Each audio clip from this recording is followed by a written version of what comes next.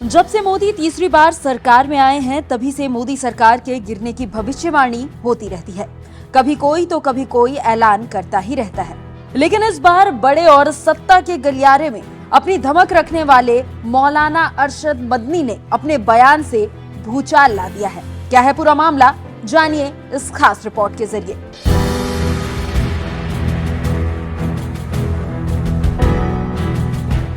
मोदी सरकार की अस्थिरता और कामकाज को लेकर आए दिन राजनीतिक विश्लेषक कुछ न कुछ लिखते पढ़ते रहते हैं और कुछ न कुछ सूत्रों के हवाले से कहते भी रहते हैं। लेकिन अभी तक सरकार ठीक ठाक चल रही है।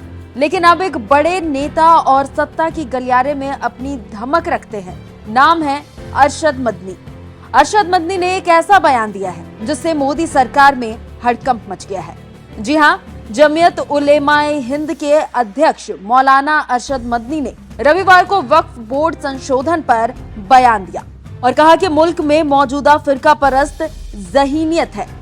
वक्फ बिल एक जरूरी मुद्दा है। हुकूमत जिन बैसाखियों पर चल रही है, उन बिहार के सीएम नीतीश कुमार और चंद्रबाबू नायडू को दावत देता हूं कि मुसलमानों के जज्बात इससे कितने जुड़े हैं, वो अपने बंगलों में बैठकर कभी नहीं समझ सकते। मैं नायडू का शुक्रिया करता हूं। बीजेपी की हुकूमत को मुल्क के लोगों ने हरा दिया, लेकिन 2 बैसाखियों पर बीजेपी की हुकूमत बैठी हुई है। नवाब जान टीडीपी के वाइस प्रेसिडेंट को नायडू साहब ने यहां भेजा है, जो यहां की बात को उनको बताएंगे। इस महीने के आखिर में हम 15 दिसंबर को नायडू के क्षेत्र में 5 लाख मुसलमानों को इकट्ठा करेंगे।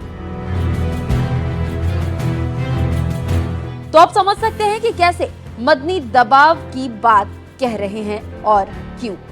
जानकारी देते चले कि वक्फ बोर्ड को लेकर काफी हलचल है और मुस्लिम संस्थाएं इसका विरोध कर रही है।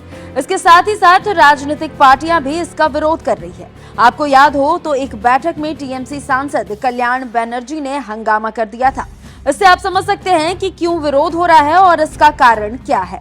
वक्फ बोर्ड को लेकर all India Muslim personal law board का बयान है कि अगर मुस्लिम विधेयक में संशोधन नहीं चाहते हैं, इससे आप समझ सकते हैं कि क्या हो रहा है और क्यों।